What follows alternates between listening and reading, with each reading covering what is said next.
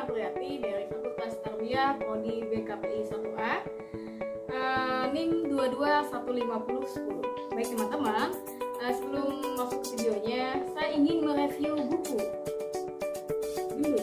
Siapa kan? Baik, sebelum masuk ke videonya, teman-teman jangan lupa buat like, subscribe, komen, dan share biar bermanfaat. Buku novel Gendut Siapa Takut karangan dari Alnira. Ini merupakan kategori buku novel dengan berjumlah 315 halaman.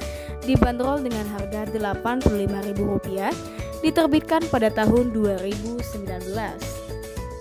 Buku novel Gendut Siapa Takut karangan dari Alnira. Kata-kata yang saya suka dari novel ini yang pertama, yang paling sering dirisik itu kalau nggak gendut ya jomblo, lo gendut dan lo jomblo kelar hidup. Kata-kata ya saya jadikan motivasi lah.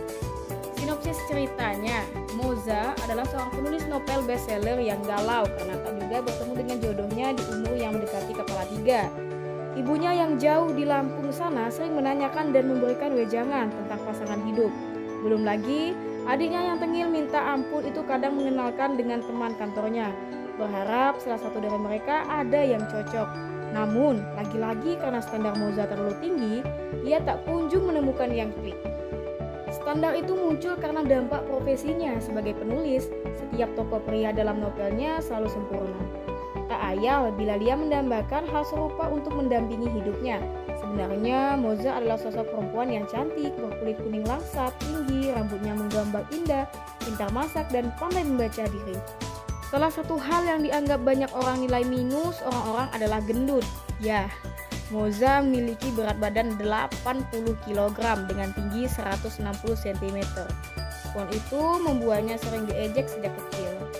Cerita mulai menarik ketika ia bertemu dengan Devian Jatmiko, sutradara dan produser yang akan memfilmkan novelnya. Pria itu masuk standar cowok yang diimpikan. Lewat penemuan yang gak terduga, mereka mulai dekat. Sayangnya, mimpi buruk mulai menyambanginya. Naras, cowok tengil yang sejak kecil selalu menyebutnya gentong, hadir kembali, seolah memunculkan dendam yang lama tersimpan hatinya. Lalu bagaimana kisahnya? Sikap Dapi yang begitu baik dan perhatian membuat Moza jatuh hati dan rela diet mati-matian demi mendapatkan hati Dapi.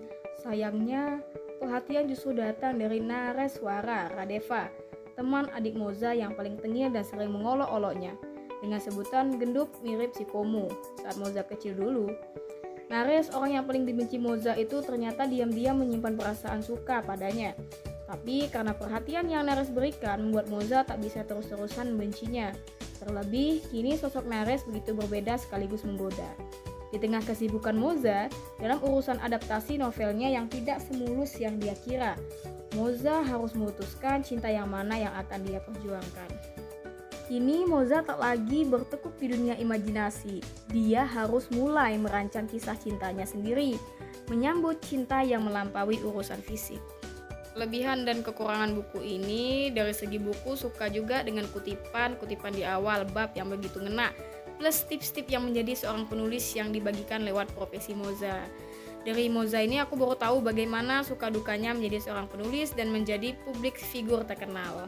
Buku Gendut Siapa Takut ini merupakan novel komedian romantis yang sering dibaca dengan alur yang begitu mengalir dan gaya menulisnya yang enak membuat saya tak butuh lama untuk menyelesaikannya. Walaupun agak sedikit kurang puas dengan endingnya ya, yang terkesan terburu-buru, tapi ya cukup puas dengan penyelesaian konfliknya. Gimana teman-teman? Menarik nggak?